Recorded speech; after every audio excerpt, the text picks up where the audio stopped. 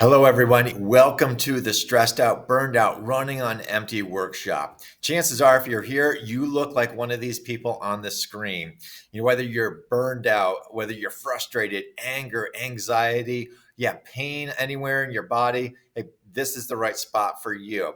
And so I first want to introduce myself as Dr. Randy Wurts.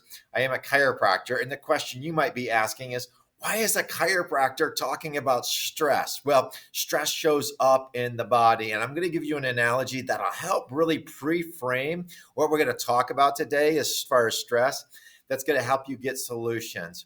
Because my hope is that you're going to able to connect the dots, why you're having problems or why your child's even having problems that are affected by stress and what shows up in your body.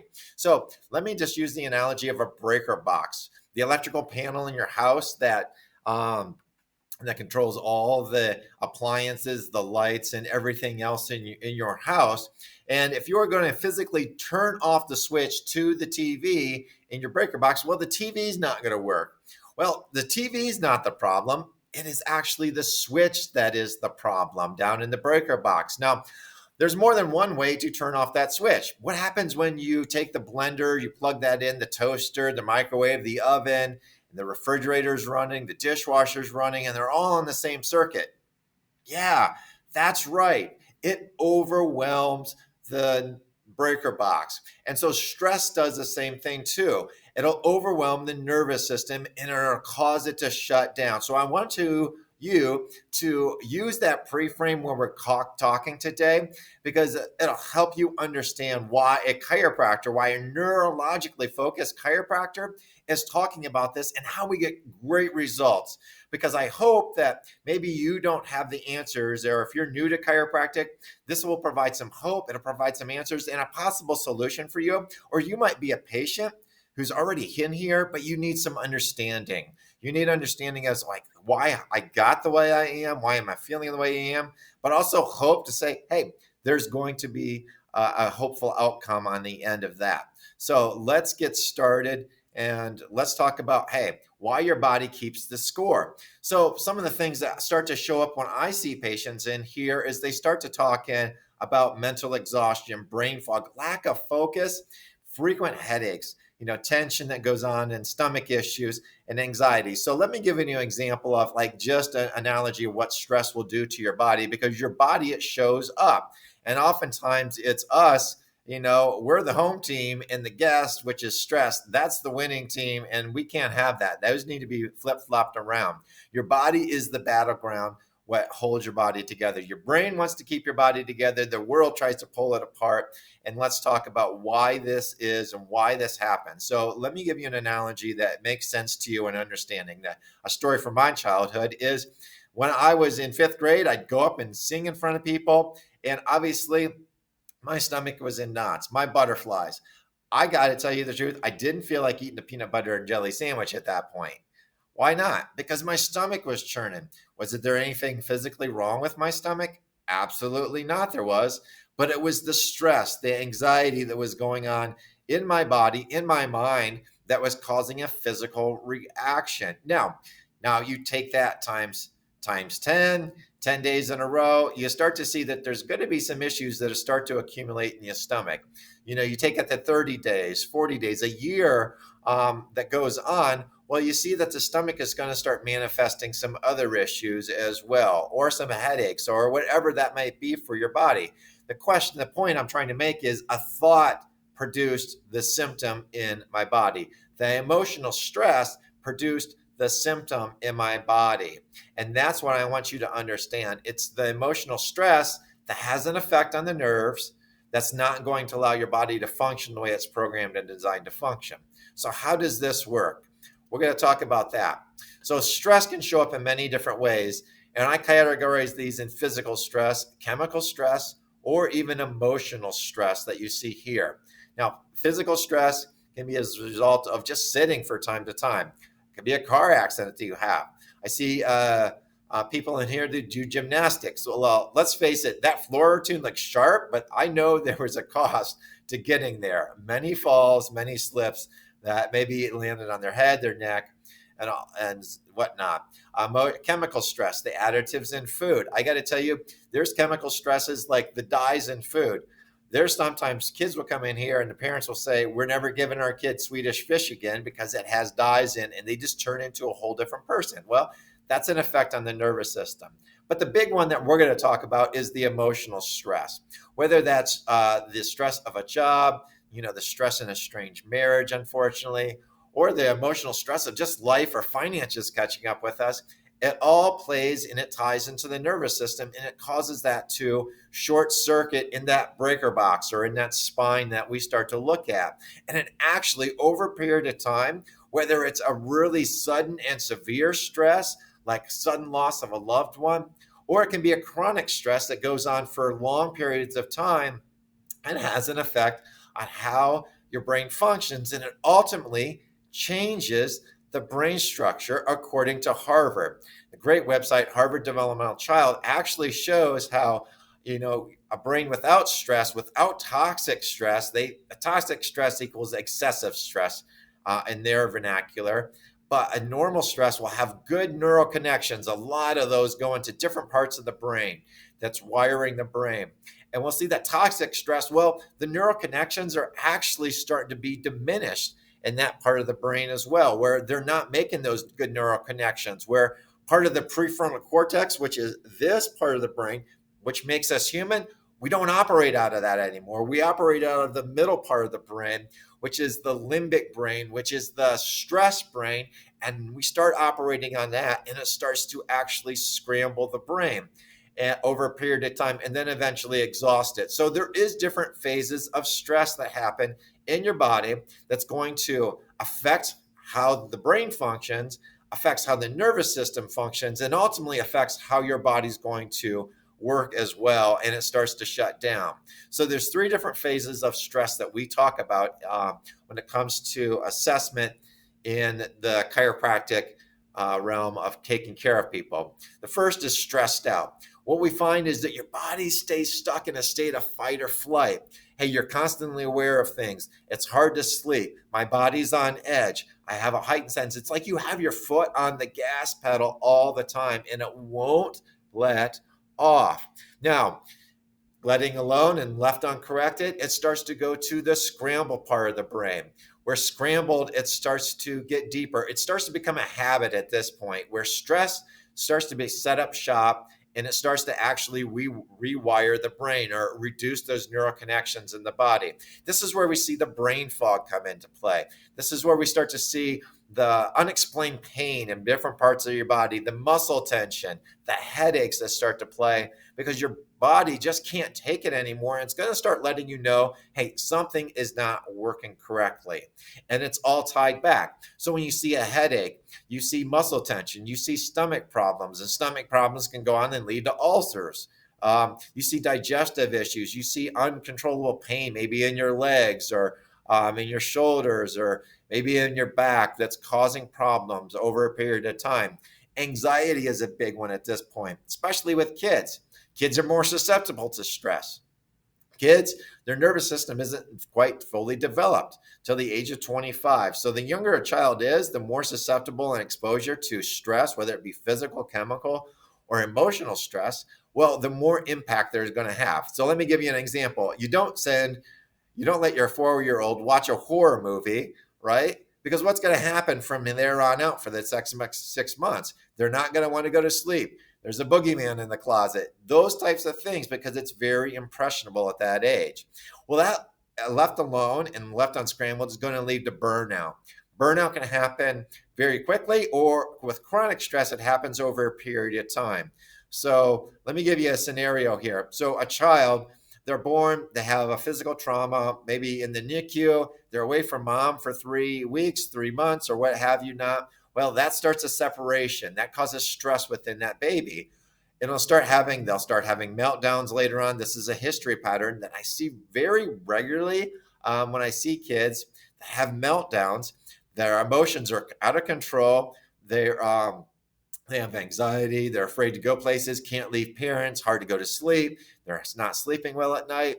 And that'll eventually lead to maybe ADHD if it's severe enough, or even autism in worst case scenarios.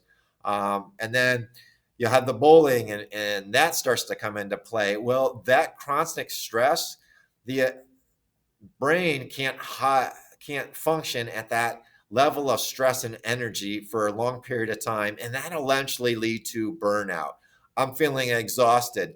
I can't even function. I am having a hard time getting out of bed. 3 o'clock in the afternoon, I have no energy for social engagement. In fact, that burns me out even more. And you just become emotionally numb because your body just can't take it anymore, where the emotions just turn off as a way of preserving energy. So that's what we start to see as the successive stages of stress and how it shows up in your body as well.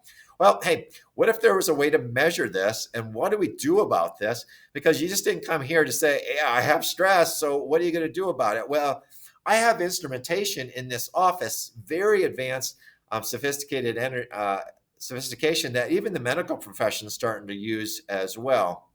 And we start to see that as HRV, which is 3 different tests. We call it HRV, which stands for heart rate variability. We use thermography, which measures heat in the spine and in the nerves that go up the spine. And we use EMG, our electromyogram, which measures the energy coming off of the muscles.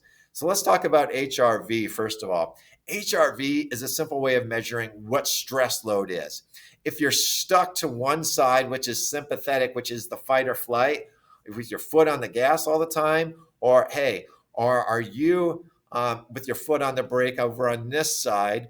Well, ideally, we want to be balanced and in this green. And so it shows me this person is more skewed to the fight or flight, but using a lot of energy. They're in the exhaustion phase. They're using a lot of energy just to go carry out throughout their day.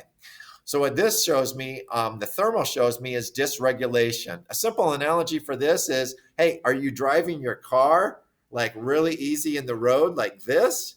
Okay. Or are you going all over the place? All over the place. Is your nervous system all over the place? How does this, a quick analogy of how this shows up in the body is, hey, do you ever have a fever where you're sweating profusely and sweating means that you're hot all the time, but you're underneath 12 covers and you just shiver and you can't seem to get warm? That's an example of dysregulation in your body. It's just something is not working correctly with the nervous system. Your parasympathetic, which is the rest and digest, or your sympathetic, which is the fight or flight, they're just not meshing up. They're not linked really good to say, hey, how are we working together? They're not making the connection in your body. So the EMG tells me, hey, what's the energy output in your muscles that's going to your brain? What is feeding your brain? How is your body perceiving your environment and how that's getting fed into the brain? So we're measuring the amount of energy going into your brain, and we're also measuring the balance or the efficiency of energy going into your brain. So another way of looking at this is, hey, how loud is the volume that's playing, right? How loud is the energy going to your brain? How loud is that? Is it nice and soft, or is it really, really loud? Or another way of looking at the pattern of how you use the energy, is it noise? Is it white noise that doesn't make anything, that confuses the brain? Or is it music? So obviously we want a good volume, but we also want to hear music. We don't want to hear noise. So that's how we're measuring the brain and how we're using the muscles to say, hey, what's the input into the brain that's causing the stress to the brain that's not allowing that to regulate properly? So how is a chiropractor going to help with this? Well, we use this information and along with a physical exam to say, hey, how is the nervous system functioning? How long has this been going on? How is this affecting the body? And we're able to measure what the nervous system is doing so we can give a personalized care plan that will assess and get the results that we need. So when we see this, we see that even research out of New Zealand will say, hey, when a person is adjusted, that lights up this part of the brain like 20%. And the rule is in neurology, amongst the neurology camps, is when nerves fire together, they're going to wire together. So it really starts to light this part of the brain up and really come into tune. It's like a heart defibrillator resets the heart. Well, an adjustment will actually reset the brain. It stimulates the brain to fire correctly, to unscramble. We have to get the nerves connecting, specifically the right brain and the left brain to start to connect again. To first of all, calm down that nervous system, and then to get it to rewire again, and then eventually say, hey, we're coming online. We're going to start talking to the body so the body and the brain can start functioning like this rather than this, a miscommunicating that we want to do. So, fascinating research that we see. But I don't want you to take my word for it, because I can tell you all the research. I can tell you that we do measurements and those types of things. I want you to hear, hey, the results. And you'll see this is a select 3 patients that I have helped, or that Chiropractic's helped through the years as well. And the first one is, Annie. Annie was experiencing anxiety attack, just brain fog, did not feel like herself, and in a constant state of fight or flight. Her back was as tense as a board. It was very tight. And, even after the first adjustment, she was amazed that the brain fog was just gone, that I can think clearly again, that I can help. That changed my life. And over a period of, a month or so, she starts to notice her body start to relax more, that her sleep was becoming better, that she can actually go to sleep and calm down, that, the things that she responded and reacted to that would agitate her, they were actually calmer. And she noticed this when she was driving, that normally she would get agitated, and hey, that doesn't bother me. It didn't carry on throughout her day anymore. Fast forward over here, this middle gentleman, Rick, came in for back pain. Hey, if you see a person pushing on your back, and let me give you an example. Hey, if you see a doctor working on your foot, they are a foot doctor. If you see a person listening to their heart, they're a heart doctor. They're a stomach doctor. Well, why wouldn't you think a person pushing on your back or neck would be a back doctor? Just simply not the case. And that's the perception he had of a chiropractor when he first came into this office. And we understood that, hey, not only did he have back issues and neck issues, but hey, this guy, he actually called himself a grumpy little turd, that he just did not like the world. He was agitated. We'd find himself argumentative, came from a past where there was abuse involved. He worked in a prison, so not a very good environment, where he was just always on edge, and his nervous system was actually in a state of just fight or flight, always on edge. And it just set up camp that way. Well, after he started going through this and I explained it to him, it made sense to him. This is what we're looking at. And we started seeing his body just start to relax and his face start to unwind. And the best part is he not only could pick up his child again as a little baby boy, but he found that he was actually listening to his wife, to understand her, not to rebuttal, and understand. Hey, if you're in this office, this gal. This is Lauren. She first came actually in looking for a job, but she found so much more after that, because she came in with, all types of issues. Hey, she was in a car accident, what's left her in a recovery from concussion. Couldn't even really function for a month after that, but past issues with anxiety and those types of things. But she couldn't focus, had a hard time, stomach hurt all the time. And you'll see that, hey, her migraines disappeared after she getting through care. She stopped passing out. My goodness, what does stress do to your body to make it causing pass out? It's like a defense mechanism to say, hey, my body needs to shut down right now because it is so overwhelmed. I can't function right now. So passing out, fainting is like a defense mechanism too. Stomach stopped hurting. She didn't feel like she was fighting against the world, and she felt human again. All of this without using drugs, with just using the body's inborn ability to heal, to regulate itself, but the body has to come online. And so it helps these people, and not only these people, but countless others, because I have the folders and the stats to show that as well, that, hey, it can help these people, it can help you. And not even just you, but what about your child who's maybe dealing with some issues as well? They realize that they don't have to go through a lifetime of anxiety or learning these types of things. that they can function so much better and they don't have to wait to be an adult. As early as, my daughter was adjusted at 2 hours old. Um, but don't wait because there's some issues in hope. So I wanted to pass this information on to you. I hope this makes sense. I hope it connects the dots with you. I hope it gives you hope and a solution. And there's some resources that I would like to pass on to you. Much of what this presentation, as I talked, there's a good book called The Body Keeps the Score. It talks about how stress shows up in your body. You'll see The Whole Brain Child. I listened to this as well. It talks about integration of the brain and body. Really doesn't mention chiropractic in there. In fact, neither of these first and second books do. But I got to tell you, chiropractors read this information because we geek out on neurology and how it affects it. But Heidi Havoc is a researcher who does a lot of studies about how chiropractic actually influences the brain.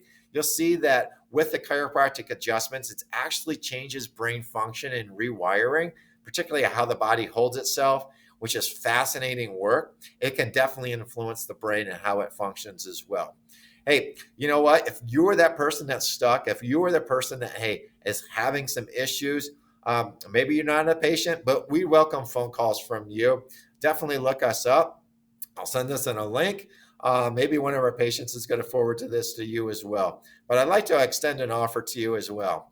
This is a way that you can actually schedule an appointment.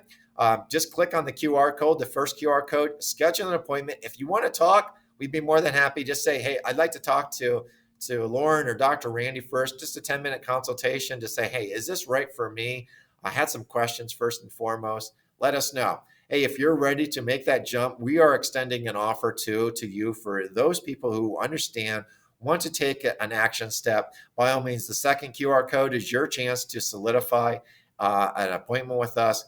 Just simply click on that QR code, pay the $47, make an appointment, and you're set. You're all ready to go. We'll get you adjusted, or we'll get you scheduled. We'll get you taken care of. If you don't pay that, well, it's $225, so it's a significant savings, but you got to watch this first, okay? I want you to understand what the implications of chiropractic is. What can you do to have help with this as well? Hey, I hope to hear from you soon. I want you to have a fabulous day. There's no point in the senseless suffering anymore for you, family member, friend, coworker. Please pass this on to them. They're going to thank you for it, and hope to hear from you soon. God bless. Have a wonderful day. Bye-bye.